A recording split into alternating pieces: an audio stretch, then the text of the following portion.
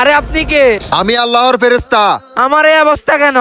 তোমার হিসাব নিকাশ হয়ে গেছে, তুমি এক নেকির জন্য জাহান্নামে যাবে। কিন্তু তোমার একটা সুযোগ আছে, তুমি তোমার আত্মীয় স্বজন নিয়ে অনেক চিন্তিত থাকতে এবং তাদের জন্য নামাজও ছাড়তে। এখন তুমি তাদের কাছে যাও এবং একটি নেকি চাও। তারা যদি তোমাকে একটি নেকি দেয় তাহলে তুমি জাহান্নাম থেকে জান্নাতে যেতে পারবে। এটা তোমার শেষ সুযোগ, এটাকে তুমি কাজে লাগাও। হে আল্লাহর ফেরেশতা, আমি এখনই যাচ্ছি। ভাই ভাই তুই পরে মোবাইল টিপ ভাই। ভাই আমি একটি নেকির জন্য জাহান্নামে যাচ্ছি ভাই। ভাই আমার জন্য একটু দোয়া কর ভাই। তুই না আমার বন্ধু, আমি আজ একটি নেকির জন্য জাহান্নামে যাচ্ছি। তুই আমার জন্য নামাজ পড়ে একটু দোয়া কর। তোমাকে কি কেউ একটি নেকি দিয়েছে? না, আমাকে আমার আত্মীয় স্বজন বন্ধু বান্ধব কেউ একটি নেকি দেয়নি। আমি জানি তোমাকে কেউ একটি নেকি দিবে না, কারণ আল্লাহ তাআলা বলছে দুনিয়া হচ্ছে আখিরাতের শস্ত্র ক্ষেত্র।